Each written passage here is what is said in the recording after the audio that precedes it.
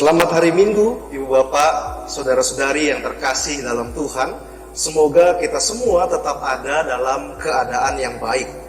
Tema perenungan dalam ibadah Minggu 4 Paskah yang diberikan oleh gereja kita GPIB adalah pendamaian yang berkenan bagi Tuhan. Kitab Imamat pasalnya yang pertama ayat 1 sampai dengan ayatnya yang ke-9 sebagai perikop pembacaannya. Di dalam perikop bacaan kita kali ini, sebetulnya maksud dari kalimat tema tersebut dijelaskan dalam rupa atau dalam hal pemberian kurban bakaran atau persembahan bagi Tuhan. Ibu bapak saudara-saudari yang terkasih dalam Tuhan, di dalam konteks kehidupan umat Israel, selain rasa syukur, kurban bakaran atau persembahan itu sejatinya dipersembahkan untuk mendamaikan diri dengan Tuhan dan pengampunan dosa. Kita perhatikan ayatnya yang keempat, kalimat yang terakhir, persembahan itu diperkenan untuk mengadakan pendamaian baginya. Ini menjadi semacam prasyarat agar umat diperkenan oleh Tuhan dan umat menyenangkan hatinya.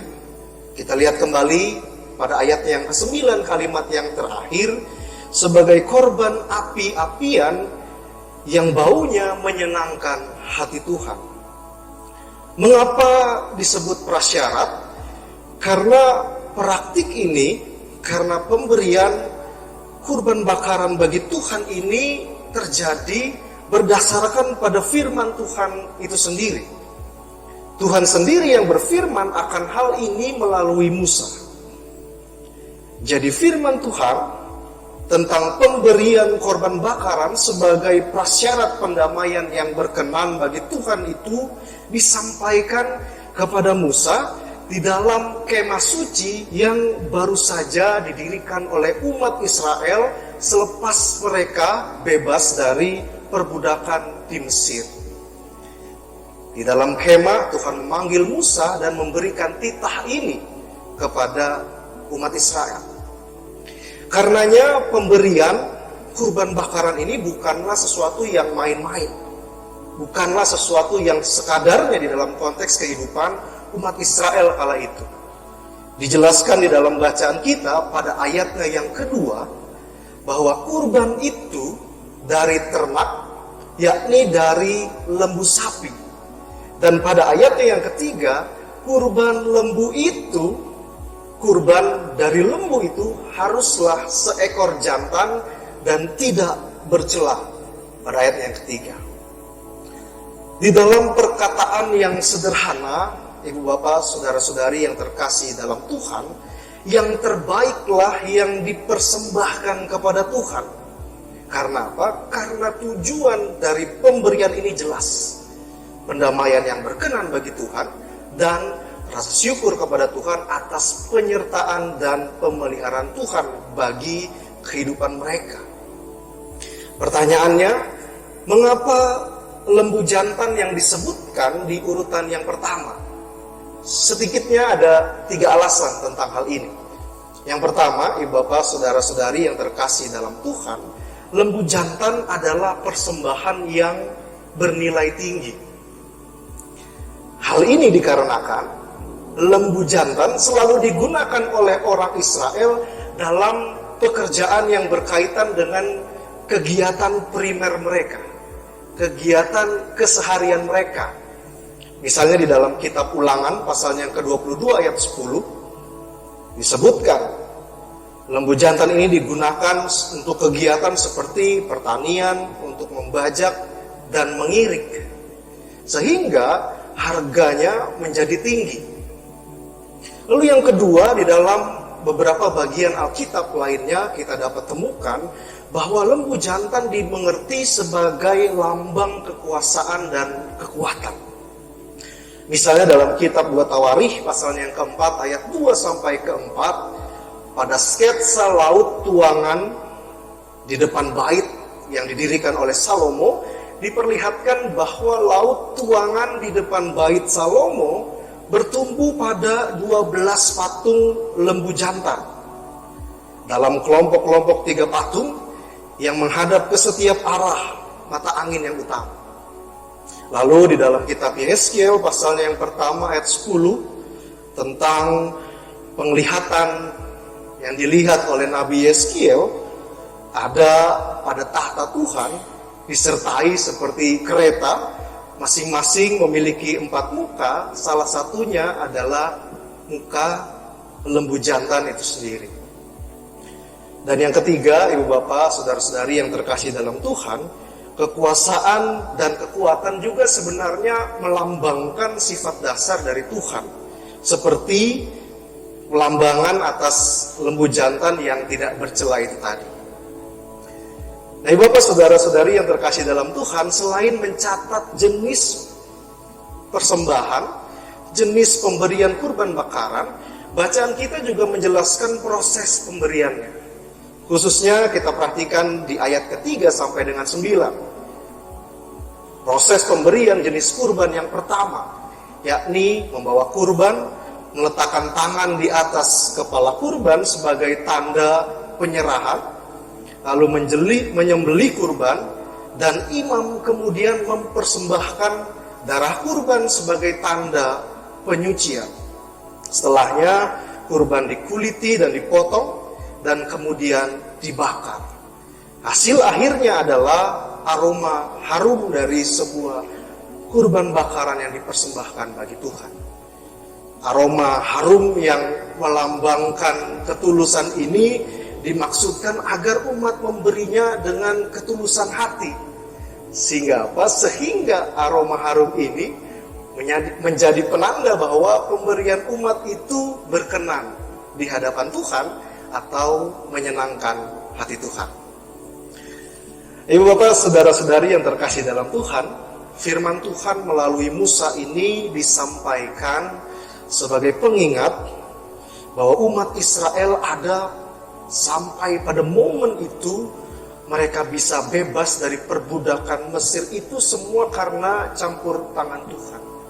Sehingga pemberian persembahan kepada Tuhan adalah tanda syukur atas berkat dan pemeliharaan yang Tuhan perkenankan di dalam kehidupan mereka. Tentunya dengan kesadaran akan kemampuan, tentunya dengan kesadaran akan apa yang dimiliki oleh masing-masing umat Israel.